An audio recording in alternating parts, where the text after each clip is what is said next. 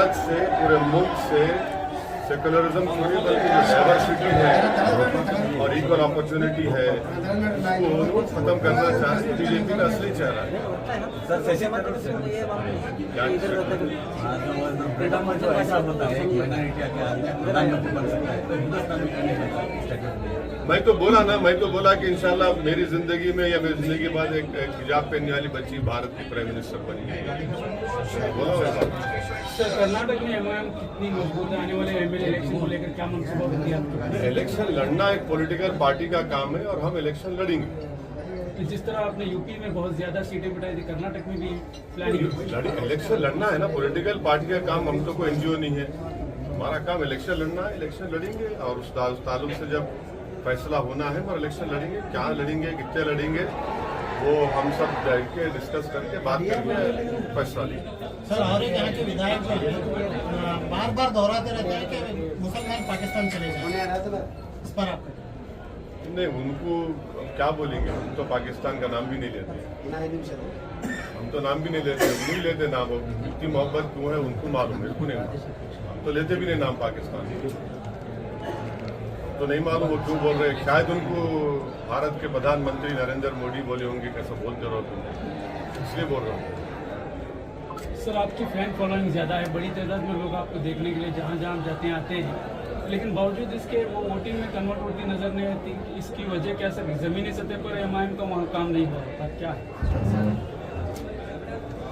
वजह तो जरूर होंगी और उसका मैं इनकार नहीं कर सकता हूँ, वजह होंगी और इंशाल्लाह हम अपनी कमजोरियों को दूर करने का काम कर रहे हैं और कामयाबी मिलेंगे जरूर।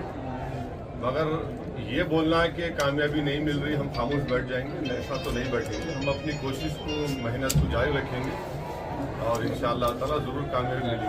ये जो नौजवान जो हमारे साथ हैं ये भी कल इंशाअल्लाह ताला लीडर बनेंगे और उनके मुस्तकबिल के लिए हम ये लड़ाई लड़ रहे हैं और इंशाल्लाह वो खुद इस जिम्मेदारी को आगे लेके बढ़ेंगे। सर जेडीएस के साथ मिलाए हाँ, आने वाले असेंबली इलेक्शंस में जेडीएस के साथ आपको बेनिफिट मिलेगा क्या? देखिए लास्ट टाइम ऐसा हुआ था, लास्ट टाइम हम इलेक्शन नहीं लड़ने का फैसला ले लिए थे। उसके बाद जेडीएस के कुमारस्वामी हमारे चीफ मिनिस्टर को जाके मिले,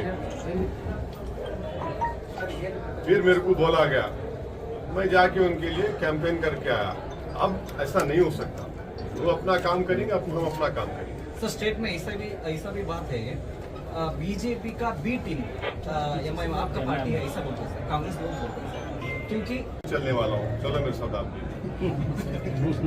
1 घंटा चलता हूँ मैं भी, चलो मैं सब मिलूँ, क्या कर रहे हैं, वो चलते हैं, मैं भी चलता हूँ, सब चलते हैं। वो क्या मालूम, हर उनके पार्टी का प्रोग्राम है, हमको क्या बोलने हैं उसमें। सर और हिजाब और हलाल कट की वजह से इधर जो हालात जो बन रहे हैं इसके लिए आप क्या करना? हिजाब तो देखिए सुप्रीम कोर्ट में एक जज तो हिजाब के फेवर में जजमेंट दिया, वो बहुत बड़ी बात है। और उन्होंने ये बोले कि हिजाब के ताल्लुक से जो जज साहब फेवर जजमेंट दिए, उन्होंने ये बोले कि मुस्लिम बच्चों को पढ़ना ज़रूरी है। और उन्होंने यहाँ तक ये बोले कि अगर हिजाब पहन के जा रहे हैं स्कूल में तो कोई बड़ी अच्छी बात है, कोई बुरी बात नहीं है, पहन सकते हैं। तो कोई बड़ा पॉजिटिव जजमेंट रहा है। अब वो सुप्रीम कोर्ट में अब chief justice of India decide करेंगे, अलग बेंच बनाएंगे, मगर एक हिजाब के फेवर में तो एक सुप्रीम कोर्ट का एक जजमेंट तो आ गया। सर कर्नाटक सरकार की हलाल कट का जोर से चल रहा है, जो दहशत माहौल पैदा हुआ है इधर माइनॉरिटी के लिए, तो वही तो बोल रहा ना, हमारा हिजाब हम बीजेपी की पसंद खतरा है, हलाल गोश्त खतरा है, मुसलमान की दाढ़ी खतरा है, मुसलमान की टोपी खतरा है, मुसलमान का खाना पीना ओढ़ना बिछोना खतरा है। तो बीजेपी जो है मुस्लिम आइडेंटिटी के खिलाफ है, तो हर चीज़ के उन्होंने खिलाफ है। मगर देश में दिल्ली में प्रधानमंत्री बोलते हैं सबका साथ, सबका विकास, सबका विश्वास, तो सब खाली जबानी बातें हैं। अगर ये जो ग्राउंड पे हो रहा ये हो रहा, सुशील शर्मा बोले, फिर उनके बाद उनका एमएलए बोला हैदराबाद में, फिर उनका एक एमपी बोला कि मुसलमानों का इकोनॉमिक बॉयकॉट करो। तो ये बीजेपी का असली एजेंडा यही है कि भारत से हमेशा के लिए एक मुस्लिम आइडेंटिटी को, मुसलमान की जो भारत का प्लुरलिज्म है, भारत की जो डाइवर्सिटी है, उसको हमेशा के लिए खत्म कर दो। इसीलिए बीजेपी, और बीजेपी क्या है, ये हलाल की बात करके अपने करप्शन को हलाल कर, हलाल गोश्त की बात करके अपने करप्शन को हलाल कर लेते हो। समझे ना मेरी बात, वो हलाल हो जाता, ये हलाल गोश्त हमारा उनको खराब दिखता। करप्शन उनके लिए हलाल है, और हम जो गोश्त खा रहे जो उनके लिए वो नहीं वो चेंज करेंगे। अरे इतना कमीशन खा रहे हैं, इतना वीडियोज आए उसके पूरा। एक बेचारा सुसाइड भी कर लिया था एक, उसको बारे में क्या बोलेंगे? तो हर चीज उनको जो अच्छा लगता हलाल, मुसलमानों की बात हराम। ये बीजेपी का एजेंडा है।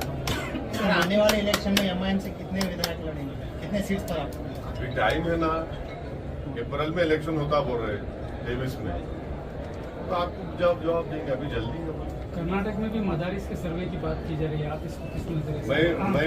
मैं सर्विस का खिलाफ था, हूँ और रहूंगा। अगर सर्विस करना है तो पूरे स्कूल्स का करिए, और सर्विस करने की जरूरत ही नहीं है।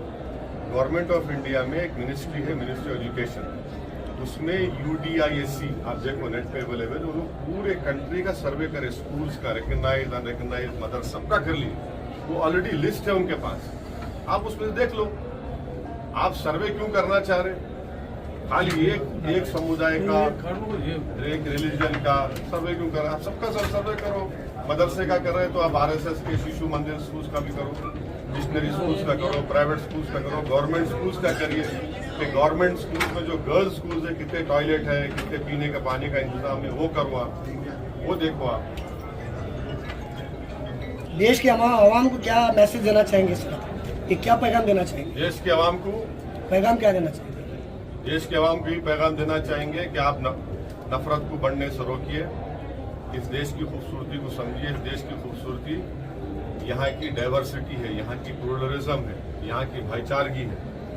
ये देश की खूबसूरती भी है, ये देश की ताकत भी है। और तीसरी बात यह है कि देशवासियों को सोचना पड़ेगा कि बेरोजगारी इतनी भारत में इतना क्यों बढ़ गई, और सबसे ज्यादा नौजवानों में पूरी दुनिया में बेरोजगार कहीं तो भारत में है। कीमतें इतनी क्यों बढ़ गई हैं, पेट्रोल, डीजल।